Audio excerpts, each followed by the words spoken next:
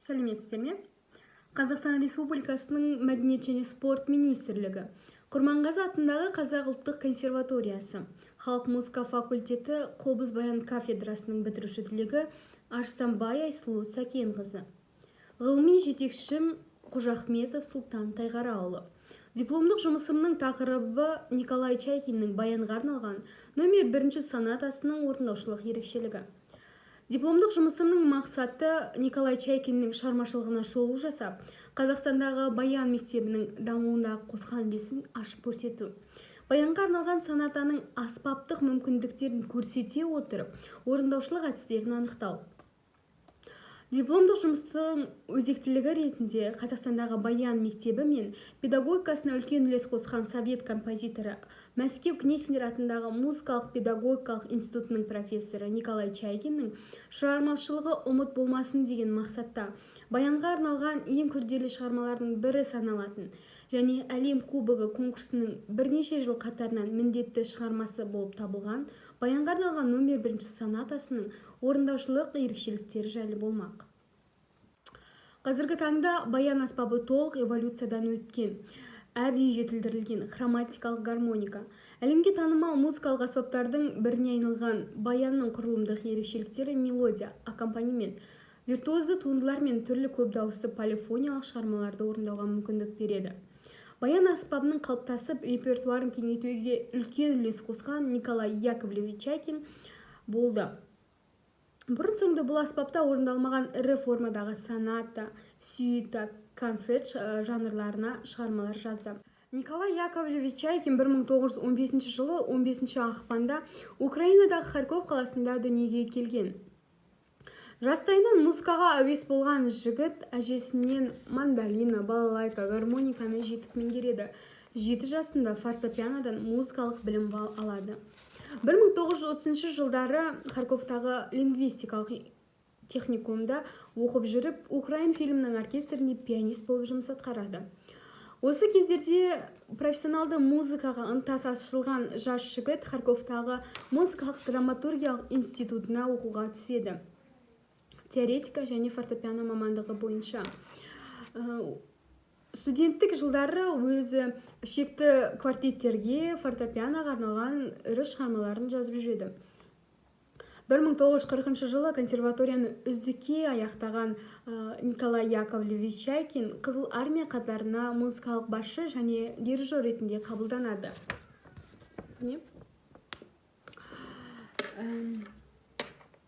Бос уақытында баян аккордеонда достарына сүйемелдеп әуен орындайды. Сол жылдары халық аспаптарына қызығушылығы ашылып, баянға деген шығармаларын жаза бастайды. Ең алғашқы шығармасы өзінің әскери жолдасы Киев консерваториясының профессоры Николай Ризольдің айтуымен номер 1 баянға арналған сонатасы шығарылады. Бірақ соната жанрында жазудан Николай Чайкиннің алдында жол салар ешкім болған жоқ. Және де бұл шығарма баян тарихында үлкен формада жазылған алғашқы шығарма ретінде қабылданады. Соғыстан кейінгі жылдары композитор баянға арналған көптеген хореографиялық картиналар, рапсодия, ән, би, миниатюралар жазады. Композитордың үлкен жетістігі ретінде үлкен ірі формада жазылған баян мен симфонияға арналған концерті. Номер 2 термелі баянға арналған сонатасы, концерттік соната, украиндық сюиталарын жазады.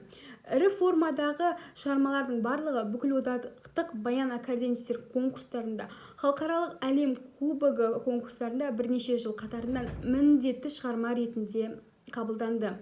Және де халықаралық аккордеонистер конференциясында бұл шығармалар қиындығы жоғары дәрежелі шығармалар тізіміне қосылды. 1940 жылдардың соңында Кнесин атындағы мемлекеттік музыкалық педагогикалық институтында халық аспаптар факультеті ашылады. Алғашқы ұстаздары ретінде Олег Агарков және Николай Чайкин жұмыс атқарады. Педагогикалық қызметін атқарып жүрген кезде баян және халық аспаптар оркестріне әдістемелік нұсқаулық ойлап табады. Осы әдістемелік нұсқаулықтың шығуы Қазақстандағы баян мектебінің жақсы әсерін тигізеді. Қазақстандағы баян мектебінің қалаушыларының бірі Константин Кириллович Ашлаков Тобыл музыка училищесінен кейін көптеген кәсіби баяншылар даярлап шәкірттер тәрбиелейді. Константин Ашлаковтың шәкірттерінің бірі Федор Васильевич Легкунец Гнесин атындағы мемлекеттік музыкалық институттың жоғарғы кәсіби білімді Николай Яковлевич Чайкиннен алады. Кейін Қазақстандағы кәсіби баян мектебінің негізін қалаушы ретінде 1957 жылы Алматы мемлекеттік консерваториясында, қазіргі Құрманғазы атындағы Қазақ ұлттық консерваториясында ең алғашқы болып баян сыныбын ашады. Маңызды әдіснамалық құжаттардың бірі Легкунец пен ұстазы Чайкин бірігіп жасаған баян жоғарғы оқу орнына арналған типтік оқу бағдарламасы, ғылыми әдістемелік жұмыстары, баян класы үлгілік оқу бағдарламасы құрастырушылары болады. Чайкин, мұнда Легкунец. Мемлекеттік емтихан комиссиясының төрағасы ретінде Гнесинер атындағы мемлекеттік музыкалық педагогикалық институттың халық аспаптары кафедрасының профессоры, оқытушы Николай Яковлевич Чайкин Құрманғазы атындағы консерваторияның комиссия ретінде, мүшесі ретінде шақырылып отырған. Міне мұнда Чайкин, міне Легкунец Федор Васильевич. Жалпы Николай Яковлевич Чайкиннің шығармалары отан тақырыбына батырлық эпикалық тұрғыда жазылды. Бірінші сонатасы Майдан кезінде жазылған 1943 жылы басталып, 1944 жылы аяқталды. Оның алғашқы орындаушысы Польшада Любин қаласында Николай Ризольдің өзі болды, әскери досы. Бір алғашқы орындалудан кейін екінші редакциясы 1948 жылы өңделіп жазылып шығады. Бұл шығарма бағдарламалық шығармалардың қатарынан емес, бірақ тарихи шығарма ретінде қабылданады. Музыкалық сыншылардың айтуы бойынша бұл шығарма симфониялық жанрға жақын, және де қазіргі музыканттар екіге бөлінеді: сонатаны ойнайтын музыканттар және ойнағысы келетін музыканттар. Сонымен қатар бұл шығарма виртуоздығы сыртқы әсері бастаудың арқасында көрсеткіш ретінде емес, драматургиялық құрал ретінде де жүреді. Композитор бұл шығарманы шығарар алдында үш принципке сүйенген. Ол бірінші композитордың оркестрлік ойлауы, екінші симфонизациялау, және үшінші баян аспабының сапалы жаңа функцияларын көрсету. Яғни ол осы шығармада бес саусақты құрылым жасайды. Яғни бізде осыға дейін төрт саусақпен ойнайтын болған. Осы шығармадан да бес саусақты құрылым қолданады. Ұлттық және халықаралық конкурстардың ұйымдастыру комитетінің шешімімен бұл қиындығы жоғары түпнұсқа әдебиет тізіміне енгізіледі. Бұл шығарма Ресейде ғана емес, Польша, Германия, Бельгия, ақш, Болгария, Швейцария, Франция қалаларында да КСРО әртістері мен шетел әртістерінің орындалуында жүреді.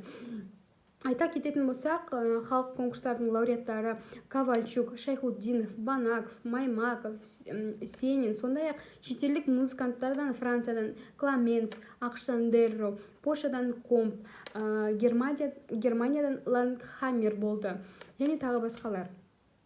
Жалпы соната 4 бөлімнен тұрады. Бірінші бөлімі аллегро, сонаталық аллегро, екінші бөлімі вариация, үшінші бөлімі скерцо, және төртінші бөлім ол мерекелік финал ретінде жүреді. Бірінші бөлімнің басты тақырыбы ол отан тақырыбы, эпикалық шығарманың барлық бөліктері арқылы өтетін ойдық жетекші идеяны шоғырландырады. Примитивті гармониялардың пайда болуынан бұл функцияда оң қол партиясы ән мен биді, сол қол партиясы аккомпанементтерді сүймелдеп отырады. Бас аккордеон кешенінде тоника, субдоминанта, тоника, тоника, доминанта, тоника, тоника, субдоминанта, доминанта, тоника бойынша жүргізіледі. Бұл функция сол қолдың екінші, үшінші, төртінші саусақтарын қолдануы қатысуын талап етеді. Басты тақырыптағы экспозицияның партиясы октавамен жүргізіліп, аккордтары терца мен секста арқылы жылжып отырады. Бірінші бөлімде композитор оң қолдың барлық диапазонын қолданады, яғни кіші октаваның ре бемолі мен үшінші октаваның соль диезіне дейін қолданылған. Екінші бөлім вариациялық тақырыбында ми бемольда жүреді. Вариация ол негізі лирикалық толқынды импровизациялық нұсқада жүргізіліп отырады. Композитор бұл екінші бөлімде глиссандраны қолданған. Глиссандра әуесқой орындаушылар көп қолданған. Үшінші бөлім күрделі үш бөлікті түрде жазылған жарқын скерца си минорға қайта оралады. Скерца шеткі бөліктері вальс тақырыбында, орта бөлімі мажор, соль мажорда лирикалық әндете интонация тұрғыда жазылған, ал қорытынды бөлімі реприза мен кодадан тұрады. Лирикалық вальсте тек ортаңғы регистрлер қолданып, скерцаның тақырыптық дыбысталуы флейта регистрі мен фаршлактар қолданылды. Мерекелік қуанышты соната финалы барлық негізгі бөлімдердің жиынтығы болып есептелінеді. Яғни бірінші бөлімнің марштық сонатный аллеграсы басы партияның бөлімі болса, екінші және финал тақырыбы ән жанрларының бастауы, яғни отан тақырыбында жүреді. Халық әндері, романстары соған ұқсас ретінде жасалынған. Үшінші бөлімі лирикалық ән финалдың орта эпизодында кездеседі. Жалпы Николай Чайкиннің баянға арналған си минор сонатасының пайда болуы баянға арналған кеңестік түпнұсқа әдебиетінің дамуында сапалы үлкен бір белестердің бірі болды. Осы Чайкиннің сонатасынан кейін Золотарев, Семенов секілді жас композиторлар өздерінің сонаталарын шығара бастады. Чайкинның сонатасы баян үшін осы жанрдағы алғашқы жұмыс, ең алғашқы және ірі шығармасы болып табылады. Шығарманың орындау мақсатында ең алдымен тарихтың өзгерістерге және техникалық мүмкіндіктеріне аса мән берген жөн. Себебі бұл күрделі шығарманы әркім орындай бере алмайды. Қорытындылай келе, бұл шығарма лирикалық виртуозды отан әуенінде құрылған нақты әрі жоғарғы орындаушылықты талап ететін шығарма болғандықтан интонациялық, дыбыстық, техникалық әрі әуендік ерекшеліктеріне көп көңіл бөлген жөн. Баян музыкасының жанрларына қарата отырып, композиторлар сөзсіз баяншылардың жалпы деңгейін ескеріп, олардың кәсіби шеберлігінің көпшілік басқа музыканттарға қарағанда айтарлықтай төмендеу екенін композиторлар біліп, осы аспаптың ресурстарын барынша пайдалануға кедергі де болды деп Николай Яковлевич Чайкин өзінің бір интервьюінде айтады. Николай Яковлевич Чайкиннің шығармашылығы баянға арналған өзіндік музыкалық әдебиетті жасауда сапалы кезеңнің бірі деп есептелінеді. Осы сонатаны орындаған студенттер үшін қосалқы материал ретінде жұмыстың практикасы өте маңызды.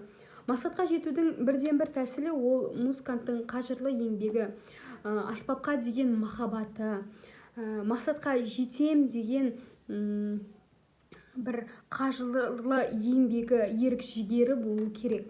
Музыканттардың дамуы мен кәсіби орындаушылық сапасы да үнемі өсіп келеді.